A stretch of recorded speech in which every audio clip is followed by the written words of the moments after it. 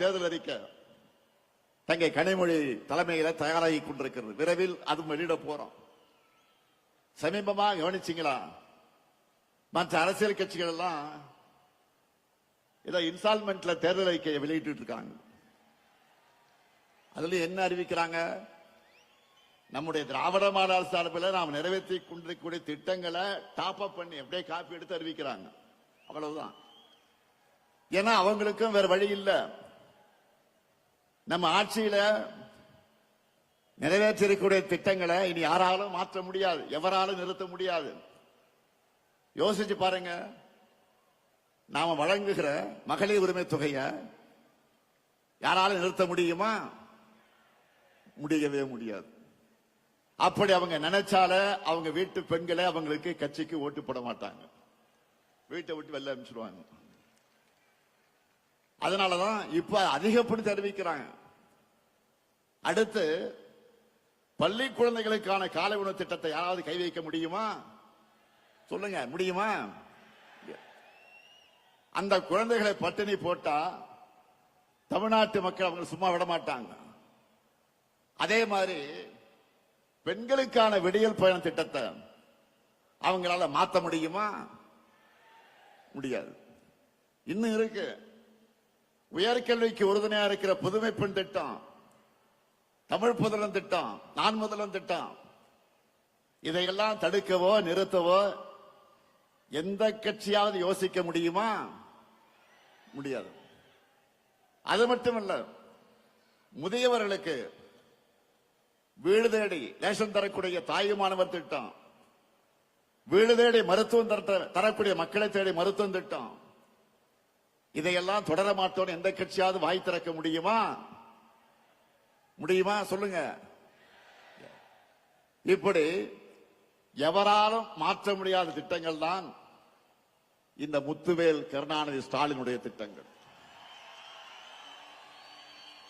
அவங்களுக்கு தேர்தல் அறிக்கைக்கு கண்டென்ட் கொடுக்கிறத இந்த ஸ்டாலினுடைய திட்டங்கள் தான்.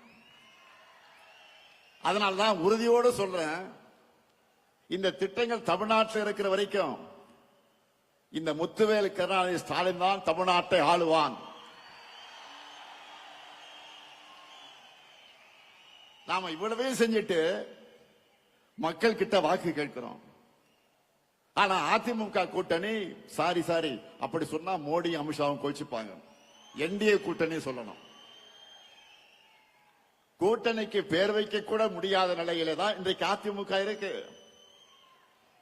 சரி, அவங்க சொல்ற மாதிரி அந்த என்டிஏ கூட்டணி தமிழ்நாட்டுக்கு என்ன பண்ணி இருக்கு? கடந்த 5 ஆண்டுகள்ல நமக்கு தர வேண்டிய கல்வி நிதி, ஜல்ஜீவன் திட்ட நிதி, 100 நாள் வேலை திட்ட நிதி, பேரிடர் நிவாரண நிதி, நாம கேட்ட எதையும் தரல. மாநிலத்துக்கான சிறப்பு திட்டங்களையும் தரல. ஏன்? கோவை, மதுரை, திருச்சி இந்த மாவட்டங்களுடைய மெட்ரோ உள்ளிட்ட எந்த உட்கட்டமைப்பு திட்டங்களுக்கு அனுமதி தரல. நாம கேட்கிறது நன்மை செய்யணும், ஆட்சி பொறுப்புக்கு வரணும் என்ற எண்ணம் அவங்களுக்கு இருந்திருந்தா அடிப்படையா மாநிலத்துக்கு கேட்டதையாவது அவங்க கொடுத்திருக்கணும். எதுவுமே இல்லையா? பாஜக தமிழ்நாட்டுக்கு தந்ததெல்லாம் என்ன தெரியுமா? ஆளுநர் மூலமாக குடைச்சல், மாணவர்களின் உயிரோடு விளையாடக்கூடிய நீட் தேர்வு, இந்தி திணிப்பு, மிரட்டி பார்க்க ரைடுகள். இப்படிப்பட்ட ஆட்சிதான் பிரதமர் மோடி சொல்லுகிற என்டிஏ ஆட்சி. தமிழ்நாட்டுக்கு எந்த நன்மையும் செய்யாத இவங்க தான் நம்ம எதிர்த்து நிற்கிறாங்க. தமிழ்நாட்டு மேல எந்த அளவிற்கு வன்மம் இருக்குன்னு சொல்லணும்னா, தேர்தல் வருதுன்னு கூட தெரியாம, அதை பற்றி கவலைப்படாம, நமக்கான எதையும் அறிவிக்க இவங்களுக்கு மனசு வரல. நான் கேட்கிறேன், இப்படி திட்டமிட்டு தமிழ்நாட்டை புறக்கணிக்கிற என்டிஏ கூட்டணிக்கு எங்க மக்கள் எப்படி வாக்களிப்பாங்க? எந்த நம்பிக்கையில நீங்க தமிழ்நாட்டுக்கு வரீங்க? தமிழ்நாடு கேட்கிறதெல்லாம் நான் சொல்லுகிற என்டிஏவுக்கு நோ சொல்லக்கூடிய, நமக்கு கொடுப்பதையெல்லாம் கேட்பதையெல்லாம் நோ என்று சொல்லக்கூடிய என்டிஏவுக்கு தமிழ்நாடு நோ தான் சொல்லும். இங்க உங்களுக்கு எப்பவும் நோ என்ட்ரி தான். உங்க டப்பா என்ஜினுக்கு தமிழ்நாடு எப்பவுமே நோ என்ட்ரி தான் சொல்லும். சில நாட்களுக்கு முன்ன நான் சொன்னேன், இந்த தேர்தல் தமிழ்நாடு வெர்சஸ் என்டிஏ, இன்னும் சொன்ன தமிழ்நாடு அணியா டெல்லி அணியா என்று பார்க்கிற தேர்தல் என்று சொன்னேன். உடனே நம்ம எதிரிகள் என்ன சொன்னாங்க, இது சட்டமன்றத்திற்கு நடக்கிற தேர்தல் தானே, இதை ஏன் தமிழ்நாடு வெர்சஸ் என்டிஏன்னு சொல்றாரு. திமுக என்கிற மாபெரும் இயக்கம் தேர்தல் நேரத்தில் மட்டும் மக்கள் கிட்ட வரக்கூடிய கட்சி அல்ல, மக்களின் உரிமைகளுக்காக எப்போதும் களத்தில் நிற்கக்கூடிய கட்சி. எங்களுக்கு தெரியும், தமிழ்நாட்டோட தமிழ் மொழியோட தமிழ் பண்பாட்டோட உண்மையான எதிரி யார் என்று எங்களுக்கு நல்லாவே தெரியும். அந்த எதிரியை எதிர்க்கக்கூடிய தெம்பும் திராணியும் கொண்ட ஒரே இயக்கம் திமுக என்பது மக்களுக்கு நல்லா தெரியும். அதிமுக என்கிற முகமடியை போட்டுக்கிட்டு வந்தா எங்களுடைய தமிழ்நாட்டு மக்களுக்கு உங்களை அடையாளம் தெரியாம போயிடுமா? உங்களை முகத்திலே கிழிச்சு தமிழ்நாட்டு மக்கள் கிட்ட நாங்க அம்பலப்படுத்துவோம். தமிழ்நாட்டை எப்படியாவது நம்ம கிட்ட இருந்து விழுங்கி விடலாம் என்று நினைக்குது இந்த காவி கூட்டம். எங்க கருப்பு சிவப்பு பொட்டால் இருக்கிறவரை அது நடக்கவே நடக்காது. உங்க அப்பனே வந்தால் நடக்காது, நடக்க விட மாட்டோம். இது அவங்களுக்கு எல்லாம் தெரியும். அதனாலதான் அதிமுக என்ற கட்சியை கொஞ்சம் கொஞ்சமாக விழுங்குறாங்க. அரசியல்ல நேர் எதிரியா இருந்தாலும் அதிமுக தொண்டர்கள் மேல நாங்கள் உண்மையாக பரிதாபப்படுகிறோம். அவங்களுடைய உணர்வுக்கு மாறாக கட்சியை கொண்டு போய் டெல்லியில் அடமானம் வச்சுட்டாரு பழனிசாமி. தன் சொந்த நலனுக்காக சுயநலத்திற்காக எப்படியாவது முதலமைச்சராக ஆகணும் என்ற நப்பாசையில பழனிசாமி அடிமையா கிடக்கிறாரு. அவரை வச்சு ஒட்டுமொத்த அதிமுகவை அழிக்கிற வேலையை பாஜக செஞ்சுக்கிட்டு இருக்கு. இப்போ கூட பீகார்ல என்ன நடக்குது நாடே பார்க்குத.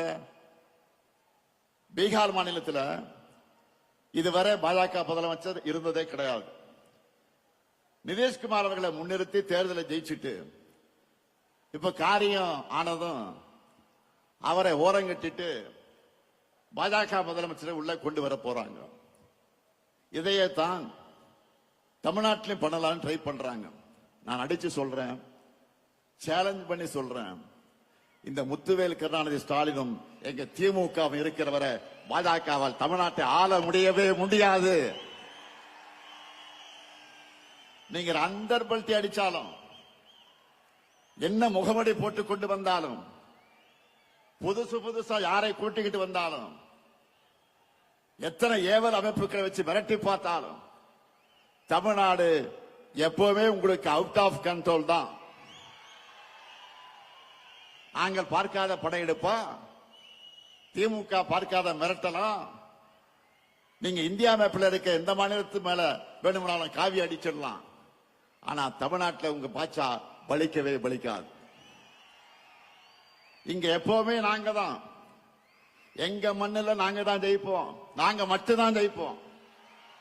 இங்க கூடி வைக்கக்கூடிய ஒவ்வொரு உடன்பிறப்பும் மக்கள் கிட்ட போகும்போது சொல்ல வேண்டியது என்ன, நடக்க இருக்கிற தேர்தல் திமுக வெர்சஸ் என்டிஏ கிடையாது, தமிழ்நாடு வெர்சஸ் என்டிஏ. இன்னும் எளிமையா சொல்லணும்னா, வெல்ல போவது தமிழ்நாடு அணியா டெல்லி அணியா என்பதுதான் 2026 தேர்தல். இதுல தமிழ்நாடு அணி வெற்றி பெறணும்னா திமுக தலைமையிலான மதச்சார்பற்ற முற்போக்கு கூட்டணி தான் வெற்றி பெறணும். உங்க வாக்குகளை திமுகவுக்கும் கூட்டணி கட்சிகளுக்கும் போடுங்கன்னு கேளுங்க. இதுதான் நீங்க அடுத்த 2 மாசத்துக்கு இடைவிடாம மக்கள் கிட்ட பரப்ப வேண்டிய மெசேஜ். அதே போல இங்க வந்திருக்கக்கூடிய உடன்பிறப்புகளுக்கு நான் வைக்கிற இன்னொரு வேண்டுகோள் என்பது, உதயசூரியன் சின்ன வெற்றி பெற நீங்கள் ஒவ்வொருத்தரும் எந்த அளவுக்கு உழைக்கிறீங்களோ அந்த உழைப்பை நம்ம கூட்டணி கட்சியின் சின்னங்களின் வெற்றிக்கும் கொடுக்கணும். ஏன்னா நம்முடைய சாதனைகள் கொள்கையில் மட்டும் நம்மளுடைய பலம் அல்ல, 4வது பொது தேர்தலை இணைஞ்சு சந்திக்கிற கூட்டணியும் நம்முடைய பெரிய பலம் தான். மற்றவங்களை மாதிரி வெறும் தேர்தலுக்காக எலெக்ஷன் சீசன்ல மட்டும் நாம கூட்டணி வைக்கல.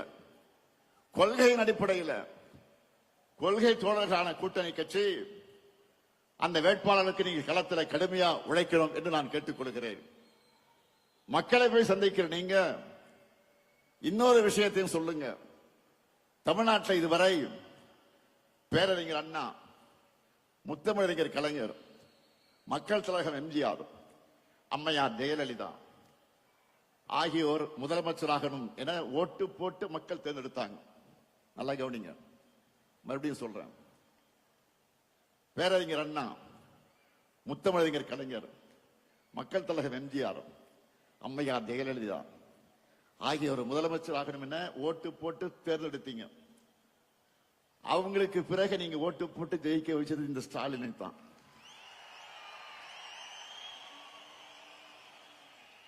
கடந்த 5 ஆண்டு செய்திருக்கக்கூடிய சாதனைகளை விட அடுத்த 5 ஆண்டுகள் இன்னும் தமிழ்நாட்டுக்கு அதிக சாதனைகளை செய்வார் எங்க தலைவர். தைரியமா சொல்லுங்க மக்களிடத்துல. தமிழ்நாட்டை தொடர்ந்து நம்பர் 1 மாநிலமாக்க எங்க தலைவருக்கு ஆதரவு கொடுங்க, நம்பிக்கையோடு வீடு போய் சொல்லுங்க. நம்மால பயனடைஞ்ச அவங்க நிச்சயம் உங்களை வரவேற்பாங்க.